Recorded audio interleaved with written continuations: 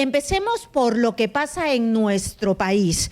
Nosotros ya hemos avanzado lo suficiente para no quedarnos al final de la cola en el tema de las vacunas, y se lo pregunto porque estos últimos días se ha estado hablando de dinero que hay que poner, que algunos países han pagado por adelantado para tener vacunas y que nosotros todavía no. ¿Qué hay de cierto? Y si es que o no es totalmente cierto. No, avances hay. Hace más de 6 meses se está negociando con los diferentes laboratorios. La Comisión Multisectorial, conformada por Cancillería y MINSA, vienen negociando desde hace más de 6 meses y han hablado con más de 10, 12 laboratorios que están investigando diferentes vacunas. Claro, el tema se complica cuando no se podía concretar acuerdos porque la legislación no lo permite. Pero afortunadamente se firmó ayer se firmó el decreto de urgencia donde va a permitir la compra de vacunas, no solamente vacunas, sino todos los materiales que se van a necesitar para la vacuna. Eso va a agilizar bastante y se va a poder concretar los acuerdos. Muy bien, pero ¿se tiene que pagar? Hay algunos países que han pagado, que han hecho efectivo como un adelanto y que esto les da una mejor perspectiva, ¿o no es así? No, sí, es correcto. Desde hace mucho tiempo, Estados Unidos, por ejemplo, a través del BARDA, pagó solamente por la vacuna de AstraZeneca, pagó $1.200 millones para 300 millones de dosis. La Comunidad Europea hizo lo propio con AstraZeneca. Y nosotros... Y no solamente AstraZeneca, sino con muchos otros laboratorios. Pero ojo que eso lo hicieron muchísimo antes de empezar fase 1, fase 2. O sea, era un capital de riesgo, ¿no? O sea, ellos invertían y ese dinero servía para la investigación con la condición de que si la vacuna salía aprobada, obviamente ellos tenían prioridad, el derecho a las dosis que les habían ofrecido. Eso es así. Principalmente los países desarrollados todos han hecho compras por adelantado, pero en etapa muy incipiente y un riesgo mayor, ¿no es cierto? El riesgo hoy día es bastante menor, pero siempre es un capital de riesgo, ¿no? ¿Y ya vamos a comenzar a pagar o no? ¿Cómo está la información sobre es decir, por ejemplo, esto de AstraZeneca? Lo que acaban de anunciar es que, bueno, continúa su investigación, pero digamos no va a ser en los plazos que se pensaba, que se creyó que podían ser relativamente cortos, es decir, que la vacuna podría estar disponible el primer trimestre del próximo año. Pero, ¿cuál es la proyección que tienen ustedes de cuándo podríamos, o cuándo, digamos, el mundo podría tener acceso a una vacuna? A ver, sí, lo de AstraZeneca lamentablemente es algo que sucede en los estudios clínicos. Normalmente siempre se presenta algún caso con alguna reacción adversa. Justamente para eso son los estudios clínicos, a pesar de que la seguridad del producto se realiza en la fase 1, porque si hay efectos adversos en fase 1 ya no pasan ni siquiera a fase 2 y menos a fase 3.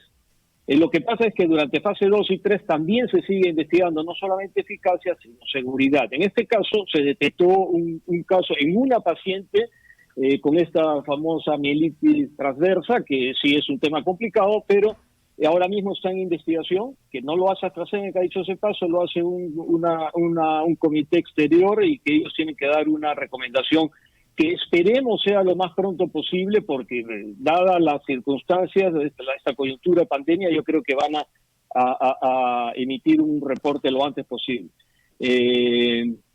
Para determinar si este incidente es provocado por la vacuna o es un incidente de la propia... Claro, una condición que tiene que ver con el paciente, digamos, ¿no?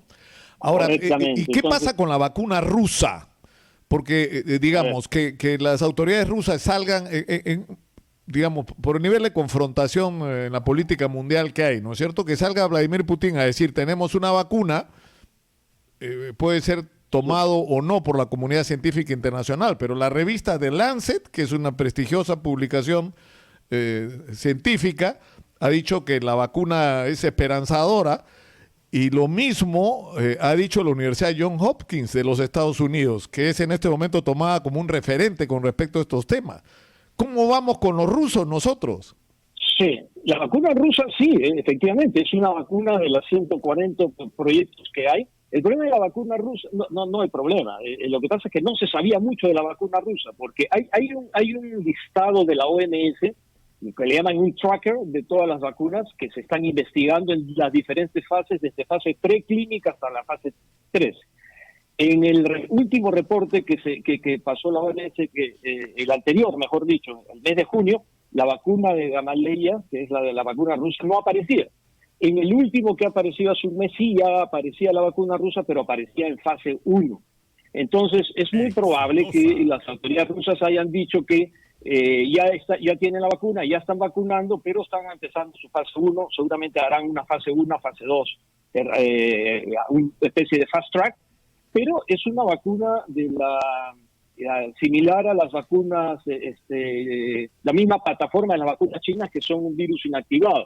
O sea que sí, yo creo que es una buena vacuna también. Esperemos también poder contar con ella. Ayer el canciller anunció que ellos también ya hablaron con el laboratorio que produce la vacuna rusa y está dentro del portafolio de vacunas que podríamos tener en el Perú. Uh-huh. Yo quiero retomar el tema del pago por adelantado, porque usted nos ha dicho que fue cuando estos países desarrollados, cuando la vacuna estaba de manera muy incipiente, hicieron un pago y se aseguraron pues el tema de las dosis, porque era una inversión de riesgo, ¿no? Ayer el presidente de la República aprobó un decreto de urgencia para facilitar la compra de dosis. Vamos a comenzar a hacer pagos adelantados en esta etapa. ¿Todavía es posible hacer pagos adelantados o no? Sí, claro, sí. Las negociaciones están avanzadas con todos los laboratorios y obviamente para firmar los acuerdos hay algunos laboratorios que piden algún pago adelantado, probablemente otros no lo hagan, pero lo bueno y lo positivo es que ahora sí ya estamos en condiciones de cerrar acuerdos, cerrar contratos y garantizar el suministro de vacuna. Eso es lo más importante, ¿no?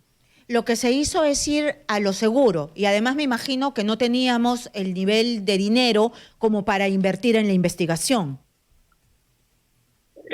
A ver, claro, el dinero para comprar la vacuna sí tenemos, es clarísimo, tampoco no estamos hablando de cantidades tan grandes si comparamos, por ejemplo, con lo que hemos perdido durante la cuarentena que ha sido sumamente estricta, ¿no?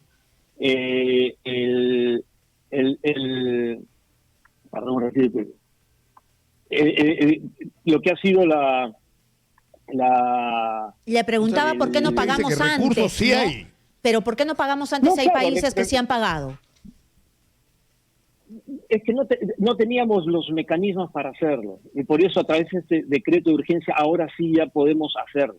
Además, yo creo que un país como Perú tampoco está en condiciones de pagar para investigación grandes cantidades de dinero para un riesgo tan alto, ¿no? Imagínense pagar por una vacuna que ni siquiera han empezado fase 1, fase 2, que fue cuando los Estados Unidos o Europa sí pagaron.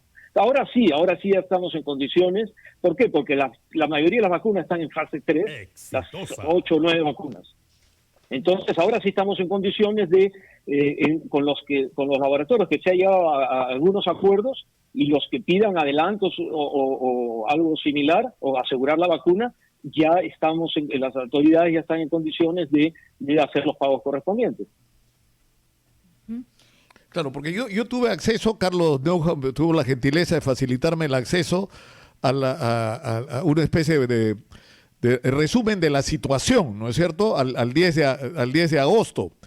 El problema es que del 10 de agosto para acá, por ejemplo, lo de AstraZeneca, que estaba en primer lugar, ahora está en veremos porque cambió. Los plazos van a ser mayores. Había la vacuna de Sinovac, hay las dos de Sinopharm, que es el superlaboratorio chino, la de Wuhan y la de Beijing. Sí. Nosotros ya tenemos trato con los chinos, ¿no es cierto? Sí, ayer se iniciaron los estudios clínicos de la de Sinopharm acá en Perú, lo cual es muy bueno. Y vienen también 2 estudios clínicos más, o 3, que no sé si ya fueron aprobados por el INS, pero venía una vacuna alemana, la de CureVac, muy buena vacuna. Venía la de Johnson & Johnson, ahora mismo, y estaba también un estudio clínico con la vacuna de AstraZeneca, que seguro se seguirá en el momento que resuelvan el tema que sucedió en Estados Unidos. Entonces tenemos varios caminos. Sí. Claro, ahora lo increíble es que el 10 de agosto, la de Gamaleya, que es la vacuna rusa, estaba considerada en fase 1, pero ahora resulta que ya están en 3, ¿no? En este momento. Sí, hay ahora, con el tema de la pandemia, esto no es usual, pero con el tema de la pandemia están acelerando los estudios, entonces hacen estudios, juntan fase 2-3, ¿no? Hacen estudios fase 2-3 para probar, para seguir probando seguridad y nuevamente la eficacia de la vacuna, ¿no? El nivel de inmunicidad en el organismo, y si se generan la cantidad de anticuerpos que sean capaces de neutralizar al virus. Eso es lo que se trata la fase 2 y 3. La diferencia es que en la fase 2 se hace con pocos pacientes, entre 100 o 500, muchos. Y en la 3 ya se hace con miles de pacientes para buscar data estadística y conseguir las autorizaciones de las oficinas regulatorias.